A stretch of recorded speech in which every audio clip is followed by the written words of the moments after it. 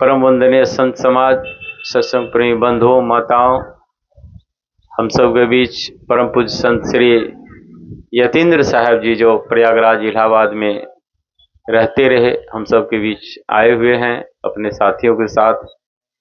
और हमारे कई संत भी यहाँ आश्रम से हैं।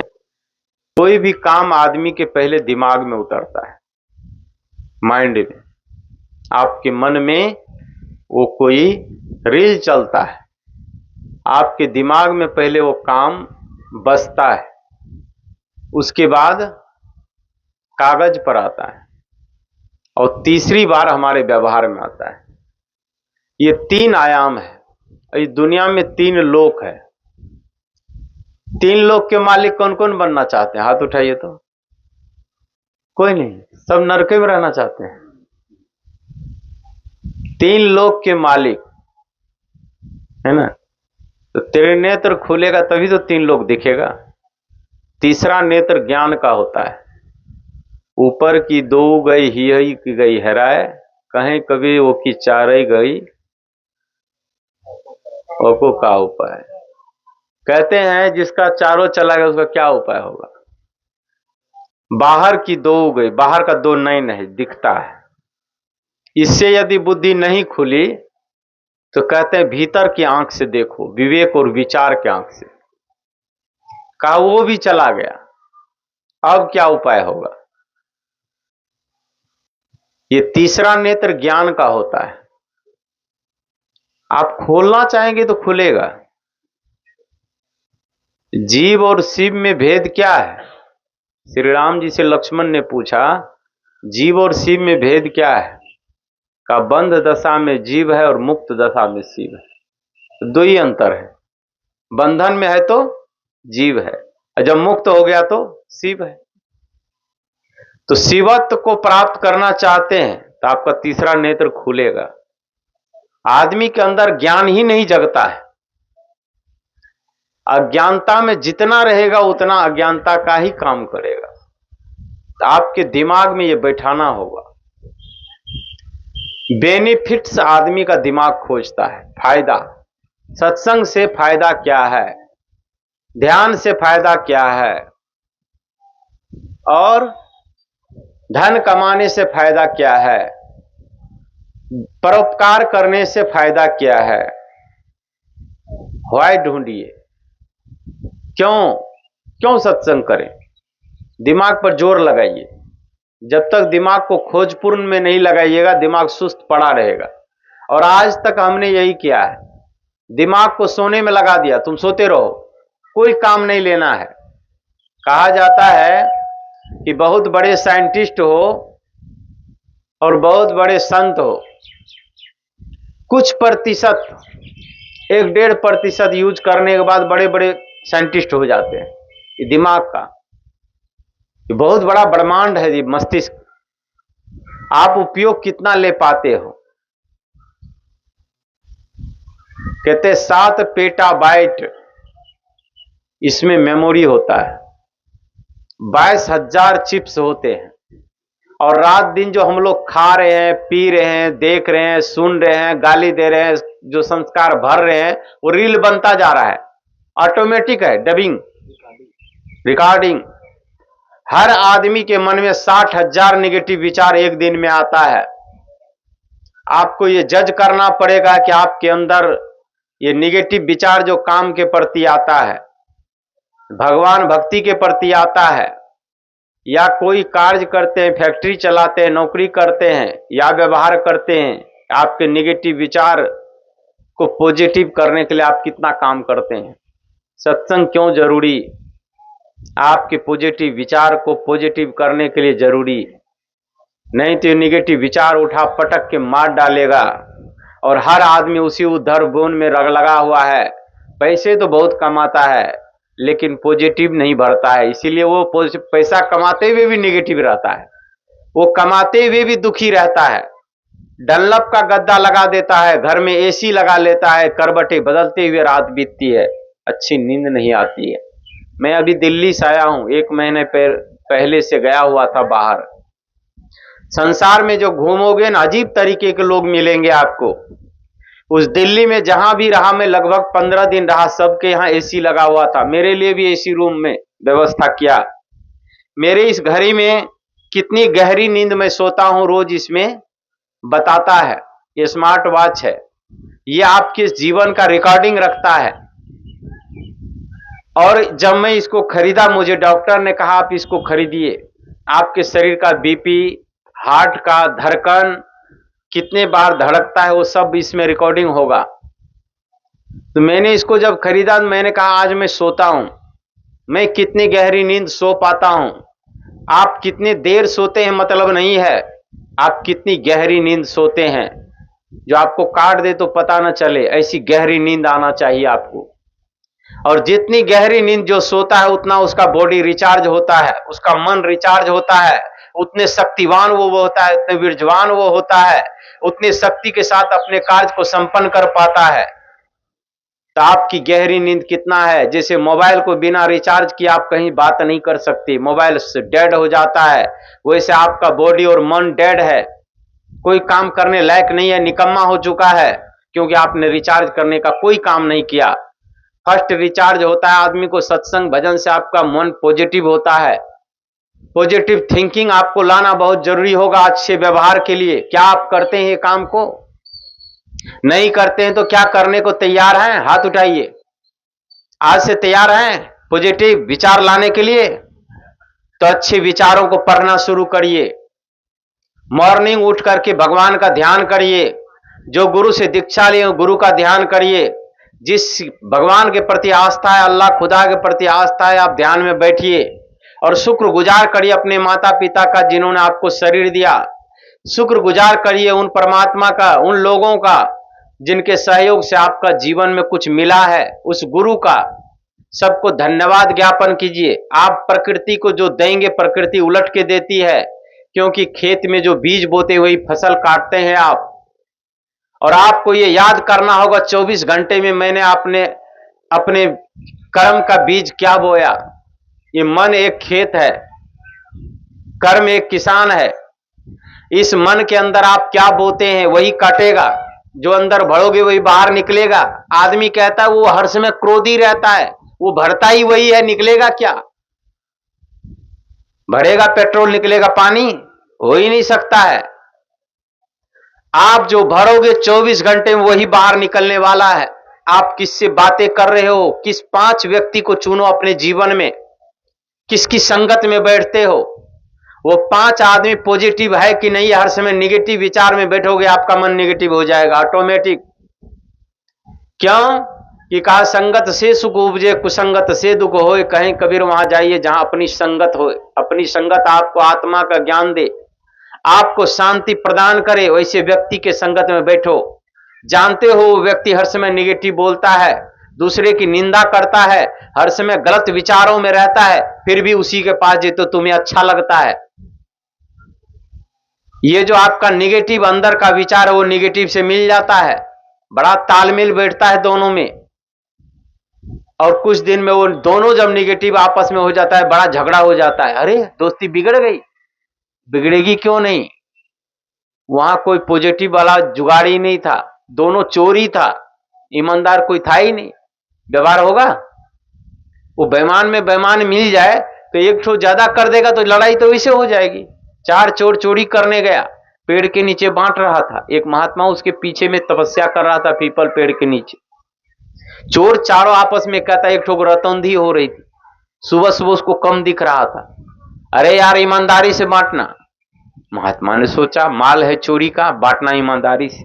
महात्मा ने रिसर्च किया कि हर व्यक्ति के अंदर ईमानदार व्यक्ति है, आत्मा ईमानदार है, इसलिए अंदर से आवाज आती है कि भैया माल है चोरी का भले हो, बांटना ईमानदारी से। काम ईमानदारी अंदर से निकलती है।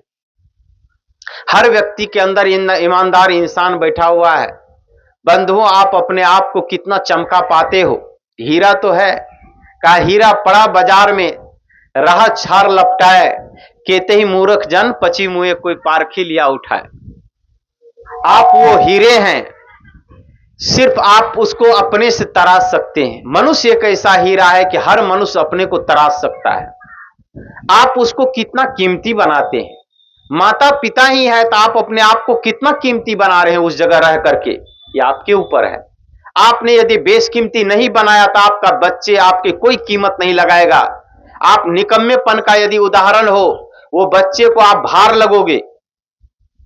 वो बच्चा चाहेगा कि मेरा पिता मेरे घर से बाहर चले जाए या कहीं जाके मर जाए। वो प्रणाम करने की बात तो दूर, वो नजरों के सामने देखना पसंद नहीं करेगा। आप अपने आप को कीमती नहीं बनाया, आप अपने आप को कीमत को जो था भी वो भी घटा दिया। कीमती बनाने का अर्थ है कि आप समय को पहले कीमती बनाओ, समय का दोहन करो। फालतू ताश खेलने में, गांजा दारू पीने में, निंदी चुगला करने में समय न बिताओ। आप एक खुरपी ले लो, बुजुर्ग लोग हो तो घास निकालो, घर पर बच्चे पोते हैं उनको खिलाओ।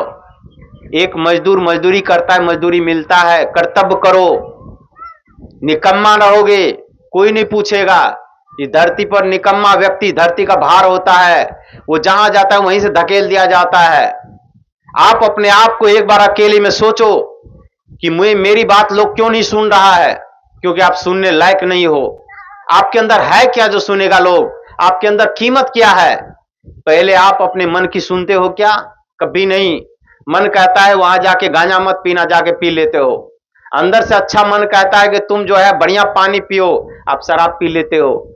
मन अंदर से कहता है कि भैया अच्छा खाना खाओ, आप जाकर के गलत खाना खा लेते हो। जीभ के स्वाद में, संगत में, दोस्त ने कहा हमने कर लिया, परिणाम भुगत रहे हैं। आपने अपने आप को कीमती नहीं बनाया। किसी ने कह दिया तो क्या हुआ? आपका अंदर का जो भगवान बोल रहा है उसकी सुनना पसंद करो। एक बार अंतरात्मा की आवाज सुनने के लायक जब हो जाओगे ना, आपका जीवन बेहतर हो जाएगा। कौन कहता है आप दुखी इंसान हो? दुनिया में सबसे सुखी इंसान वही है जो आत्मा की आवाज को सुनना पसंद करता हो। इसीलिए तो आपको अकेले में ध्यान में बैठना है कि अपने को सुनना पसंद करो। क्या चीज हां और क्या चीज ना बोलता है। कई आदमी कहता है मन तो हो रहा था ना करें, क्या करें, कर लिया, मैं पछता रहा हूं। आप दुनिया के सामने झूठ बोल सकते हो, अपनी हार आप नहीं मानना चाहते हो। अपनी हार कोई पसंद करता है? ये बिहार की एक कहावत है, अपन हारल बउआ कमारल कोई कहे नहीं है ना। हंसी लग जाती है, लेकिन सही व्यक्ति है। अपने हार, लेकिन अपने को तो पता है कि हम हारे हुए हैं, तो अपने अंदर में तो उठो। दुनिया में कहा कहीं भी आदमी गिर जाएगा तो वो उठ सकता है, लेकिन अपनी नजर में गिरा हुआ व्यक्ति संसार में कभी नहीं उठ सकता है। आप अपनी नजर में न गिरो। दुनिया कह रहा है कि वो बेवकूफ आदमी है, अनूप दास गया बीता है। मुझे कोई फर्क नहीं पड़ता है कि वो कह देगा गया बीता है। मैं अपनी नजर में बहुत अच्छा इंसान हूं, मैं अपनी नजर में बहुत अच्छा कर्तव्य करता हूं। मेरा कर्तव्य बोलता है, मेरे बोलने से क्या हो जाएगा? मैं बहुत बोलता रहूं, मैं ये करता हूं वो करता हूं, करता कुछ नहीं हूं। जो दिखता है वो बिकता है। आदमी के नजर में दिखना चाहिए व्यक्ति का कर्तव्य, कर्म बोलता है। हम बहुत बड़ा बोर्ड लगा दिए, यहां मैंने ये कर दिया, वहां मैंने वो कर दिया, मैं ये करता हूं वो करता हूं, करता कुछ नहीं हूं।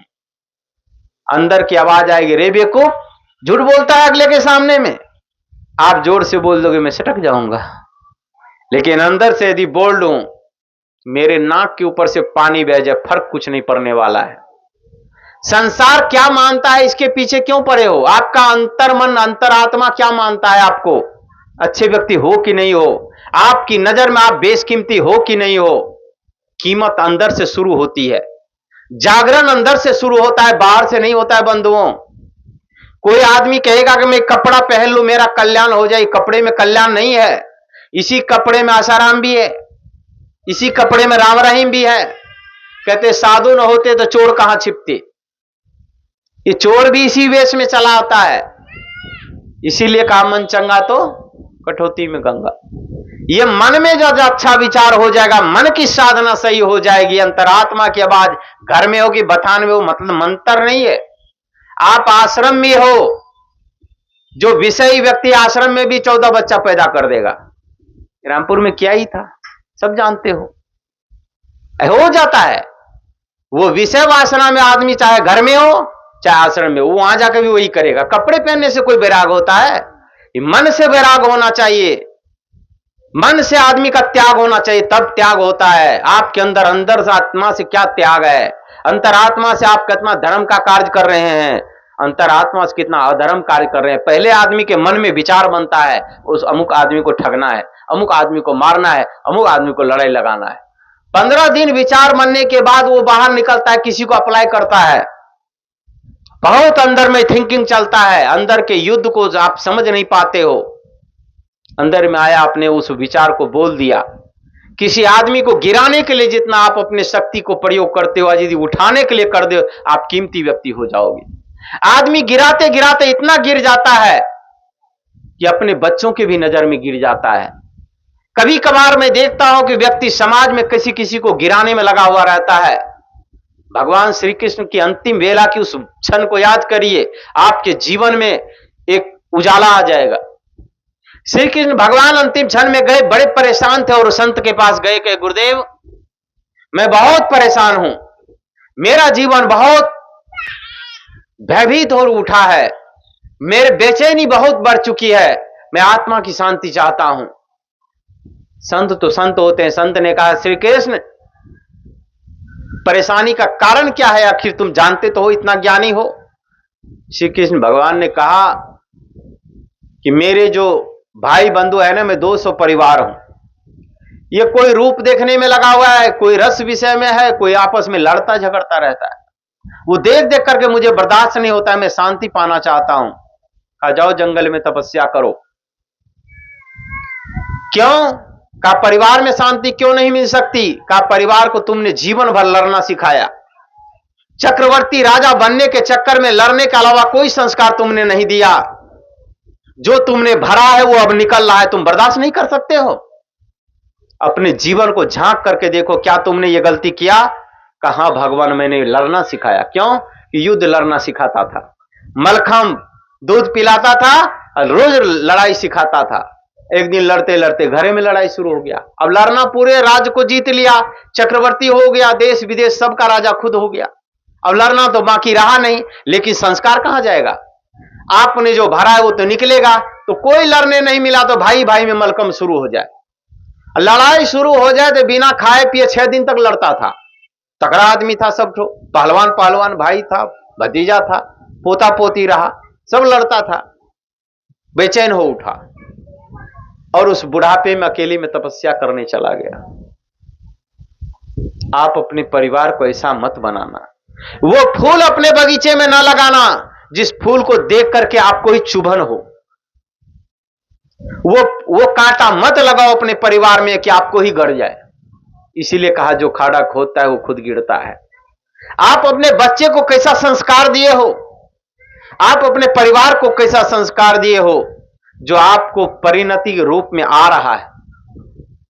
जो आप बोओगे ना वो काटोगे। इसीलिए कबीर साहब की उस वाणी को याद करो कि बोया पेड़ बबूल का तो आम कहां से हो। बबूल का कांटा बोओगे तो आम नहीं मिलेगा। आपके जीवन को आपने कीमती नहीं बनाया, अब भी समय है।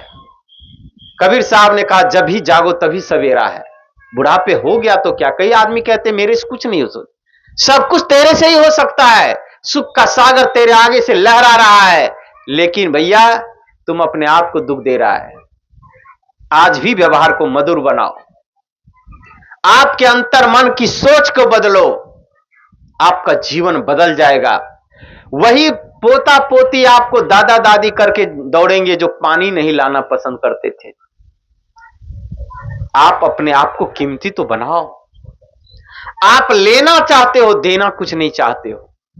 और जो ये लेने की प्रक्रिया है, धन की है, दौलत की है, सेवा की है, आज तक बंद नहीं हुआ। एक बार देना शुरू कर दो। जो प्यार बच्चों से चाहते हो, बच्चों में देना शुरू कर दो। बच्चे में भी भेद कर जाते हैं। दादा दादी है, एक के पोता पोती को ज्यादा मानेगा, दूसरा पोता पोती को दुश्मन मानेगा। बेटे पैदा करने में दोनों में लागत कम लगी थी क्या? बराबर लगा। मां से पूछो, मेरे आंख में आंसू आ जाता है, एक मां की कहानी बता रहा हूं, हकीकत। दोनों बेटा आपस में लड़ने के चलते और मां का कलेजा उस समय दो टुकड़ा होता है। जिस वक्त से मैं दूध पिलाया हूं अपने बच्चों को, मेरे बच्चे मेरे दूध को बांटे नहीं। यह उनका सपना होता है मां का कि मेरे बच्चे मेरे से अलग ना हो, और मेरे सामने दोनों बच्चे एक होकर रहे, चाहे 4 बच्चे हो, आपस में लड़े ना। उस हृदय को मैं जब देखता हूं आज भी दहल उठता है। बच्चे आपस में इतने लड़ते थे, मां दोनों बेटे का काम करती थी और बच्चे की लड़ाई से बहुत परेशान थी। कर्तव्यनिष्ठ मां सोचती थी मेरे बच्चे, मेरी परवरिश में क्या कमी रह गया जो मेरे बच्चे आज इतना लड़ रहे हैं। मेरे से बोली, मैं दोनों को समझाया कि मां जब तक जिंदी है तुम अलग ना हो, पत्नी आई है तो विचारों में मिलाओ, नहीं मिला तो एक को मायके भेज दो, उसको समझाओ, लेकिन उसकी सुनो मत, मां की पहले सुनो। मां ये सोचती है तुम्हारे परिवार का भला कि दोनों मेरे लिए बराबर है। समझ जाओ मां बाप अच्छे हैं। वो मां बाप अच्छे नहीं है जो एक बेटा को माने और दूसरा को न माने, वो दोनों में लड़ाई लगा रहा है। पक्का वो लड़ाकू विमान है, वो घर में कभी स्थिरता आने नहीं देगा।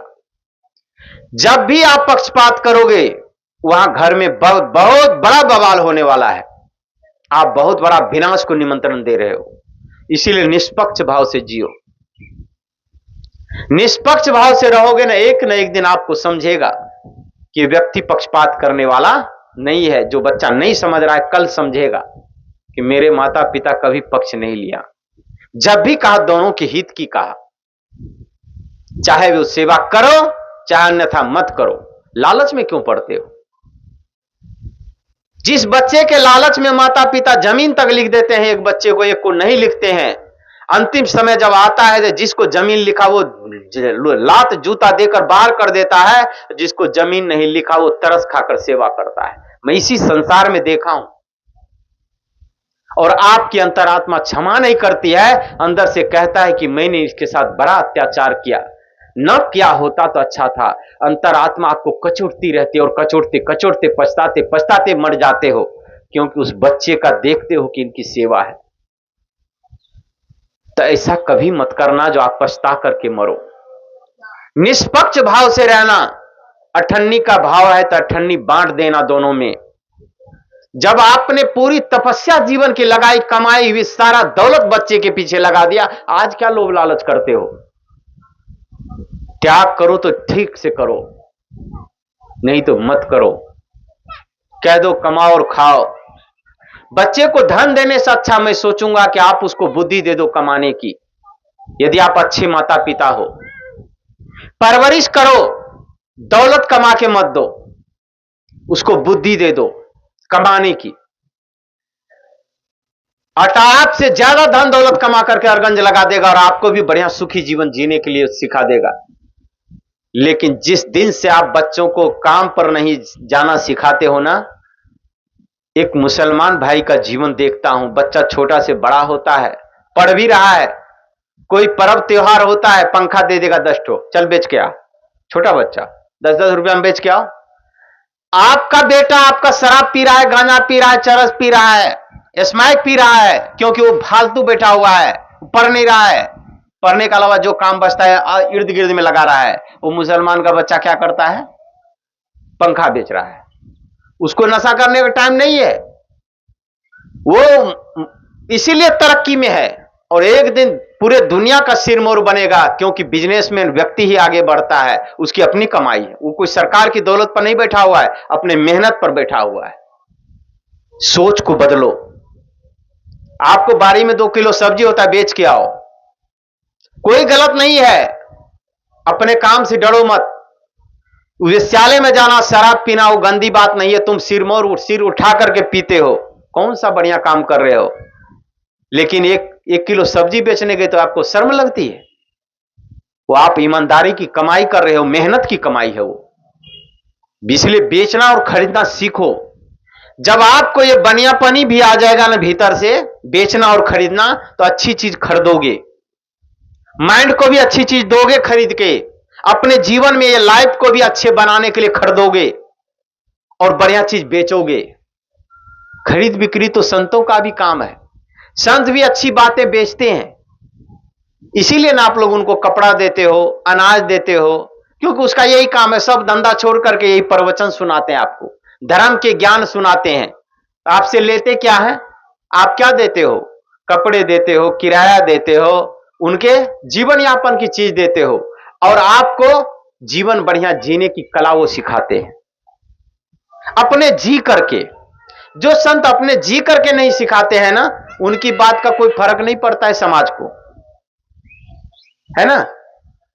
उसकी बात का समाज को कोई फर्क नहीं पड़ता है, सोचेगा ये बतंगर है, इसे बोल के चला जाता है। आपको जीना पड़ेगा वैसा। मैं एक बार की बात है, आश्रम में वो लकड़ी थी, तो लकड़ी फरवाया, कुछ अपने से भी फाड़ा, और उसको मैं तराजू पर बेच रहा था। एक आदमी गया, कहा कि बाबा जो है महंत यहां का तराजू पर लकड़ी बेचता है। मैंने कहा मैं कौन गंदा काम कर रहा हूं, मैं लकड़ी बेच करके गैस खरीद रहा हूं, मेरे ज्यादा लकड़ी तो बेच लेता हूं। बेचना खरीदना कोई बुरी बात नहीं है, मैं कोई गंदा काम नहीं कर रहा हूं, झूठ नहीं बोलता हूं। मेरी जितनी कीमत है बाजार से उससे 10 रुपया कम में ही मैं दे रहा हूं। मैं आश्रम में अर्निंग कर रहा हूं। आज इस आश्रम की इस नौबत तक लाया हूं, उसमें बड़ी लागत है मेरी, बड़ी त्याग है।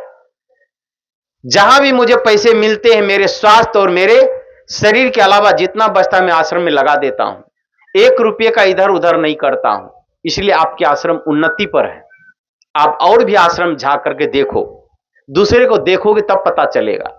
यही यही कुआं का मेढक बने रहोगे तो पता नहीं चलेगा, तब लगेगा कि रामपुर तिलक का आश्रम इतना उन्नति कर रहा है। धन तो वही था, आप 10 साल पहले भी देखे थे, धन वही था। क्या ऐसी थी हालत? नहीं थी, क्योंकि सदुपयोग दुरुपयोग। शरीर आपका वही है, उसका सदुपयोग दुरुपयोग, माता पिता वही है, सदुपयोग और दुरुपयोग करना होगा।